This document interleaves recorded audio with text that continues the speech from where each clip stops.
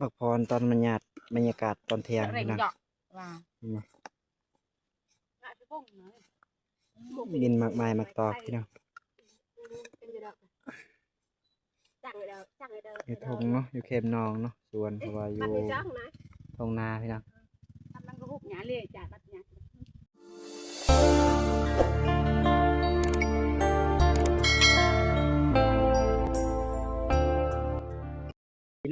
พี่น้องพ่อแม่พี่น้องเพราะว่าFCพังลาหรือพังไทยในต่างประเทศพี่น้องเพราะว่าตอนนี้เนาะพักผ่อนตอนเว้นพี่น้องกลางเว้นเนาะตอนเที่ยงบรรยากาศตอนเที่ยงบรรยากาศร้อนอบอ้าวเลยพี่น้อง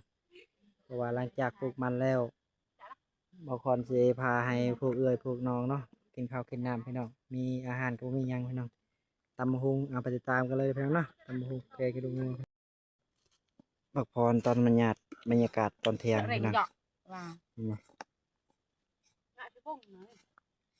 ดินมากมายมากตอกพี่น้องอยู่ทงเนาะอยู่เขมนองเนาะสวนเพราะว่าอยู่ทงนาพี่น้องพี่น้องมากินข้าวกันพี่น้องอาหารแซ่บๆพี่น้องฟังเว้นนี่เห็นปะคุยเนาะคุยมาคุยกับเขาเนี่ยกันก็ลูกกอกบรรยากาศแซ่บเลยครับเย็นปลาเป็นไงดีเอ้ยมาตะตะลูกเนาะมาตะลูกเดี๋ยวมาเพิ่มตัวหางกับตัวดามันเพิ่มใจตะห้องเลยคุณเปรี้ยวรูน่ะทาทางหันน่ะตะเปรี้ยวในเดี๋ยวมันเปรี้ยวห้างน่ะเป็นพระนาทีน่ะดังหนูรูทีนะเป็นพระที่เตะมวยกันนี่ปุ้มเพลงมากันมาจามากันสุดๆเลยยาอะไรมากันยาต่างหูฮะจาเลยมาโอเครูปได้แล้วเอ็นโบกันเลยlà bù cả ha mới thằng con cái nhà cụ đó mày cái gì đặt cái này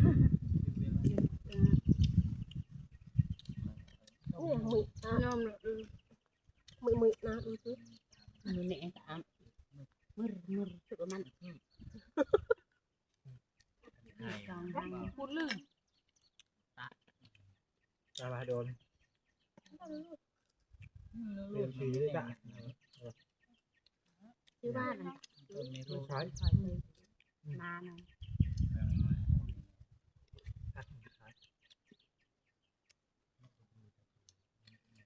được hàng tiền thôi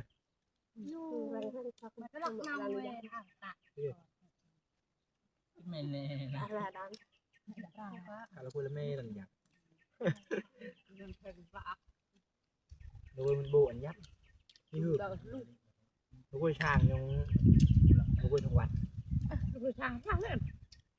phải bứt ra phải khay và cái mà bậc này phải dài á ngậm tôm nè mà phải cái mà phải phá mà cơm phải làm hồ phải cà ma mà thành mình nhon mình cái dạ mình sẽ phải cà ma nó tu cái quạt phải nhà mình đã tập một mà khai quân cô thì một quạt phải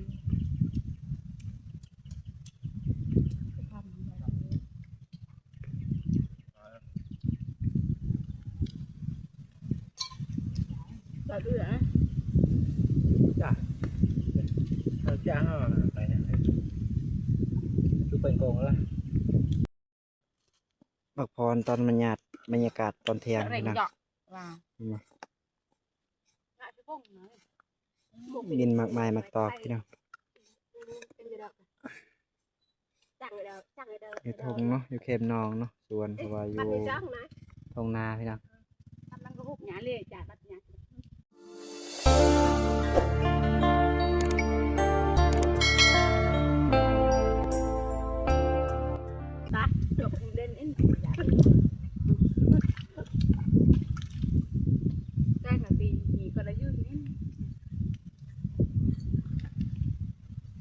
งาช้าไงจ้ะ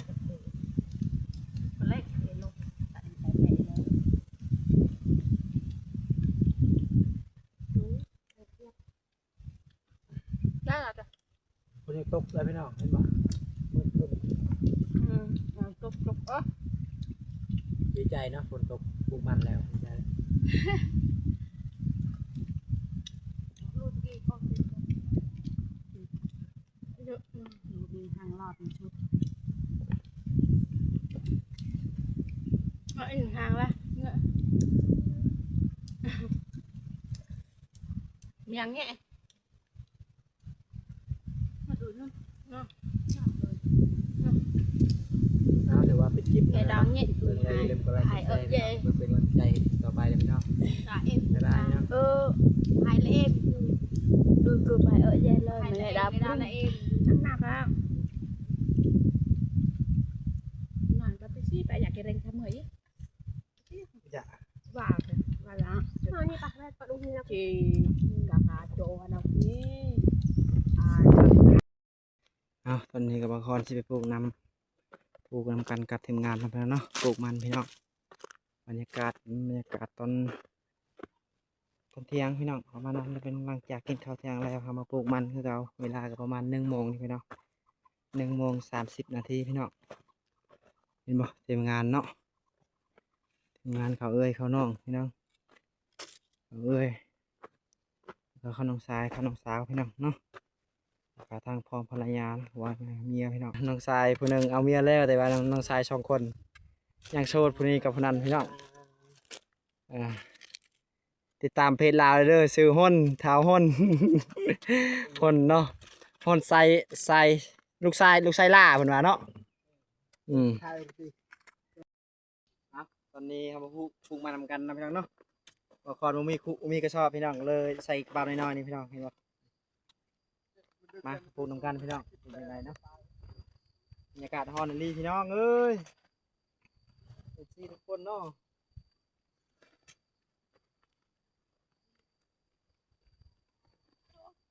ปลูกประมาณ80หรือว่า1 เมตรพี่น้องปลูกเนาะว่าความกว้างว่าปลูกกว้างพูดก็ได้พี่น้อง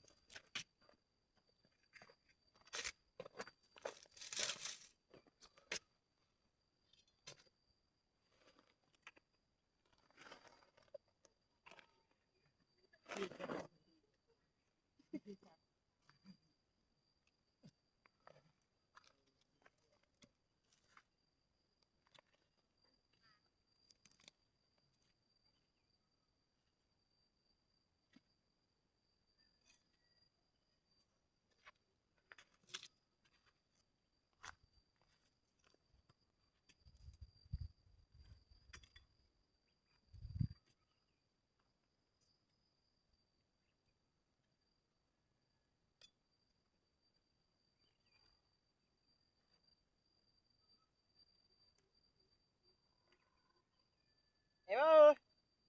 เอาเลยน้อยๆแล้ว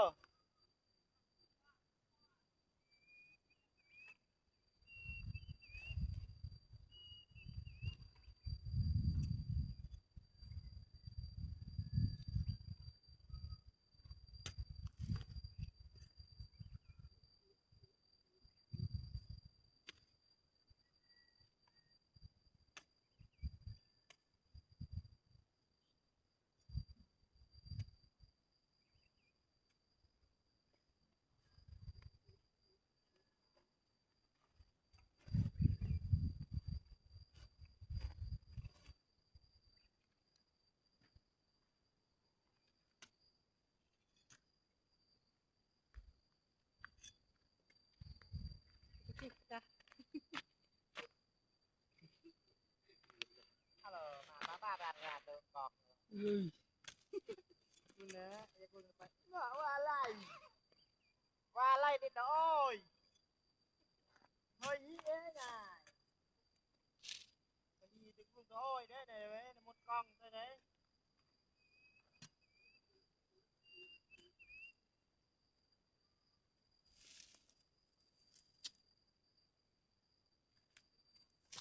บ้านไปเลยจ้าเอ้ยดอกของบ้าน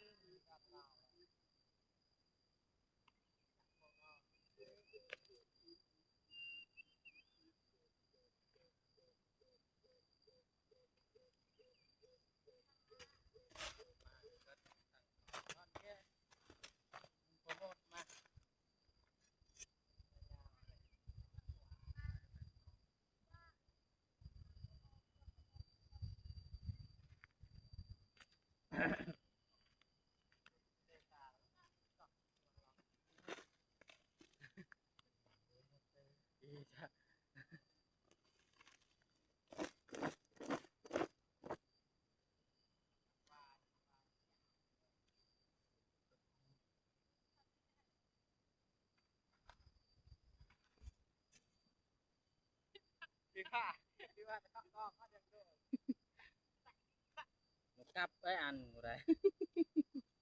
ลื่น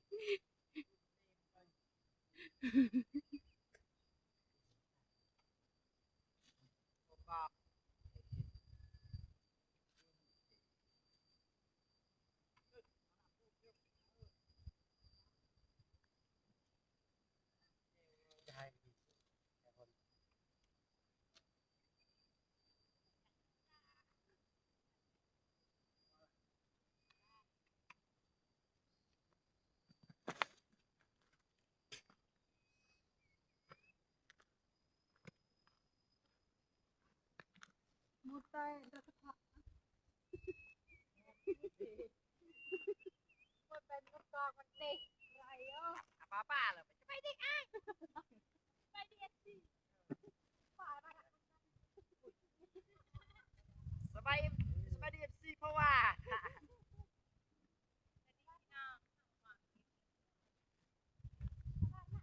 แม่ลำสักยาต้องมองมาเลยสบายดีสิในลำสักยาพยอดยาต้นชลา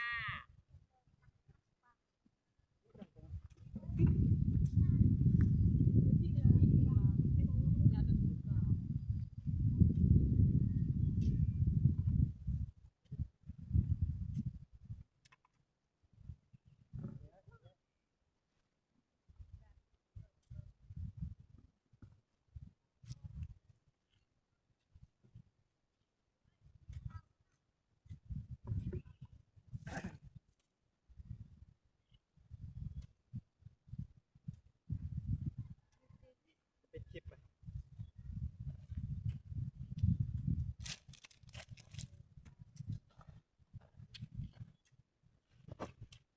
หมคือว่าบางคนปิดคลิปสำนีนะพี่น้องเนาะเบิ่งเลยอย่าลืมกดไลค์กดแชร์พี่น้องเพื่อเป็นกำลังใจให้คลิปต่อไปเลยพี่น้องบ๊ายบายพี่น้อง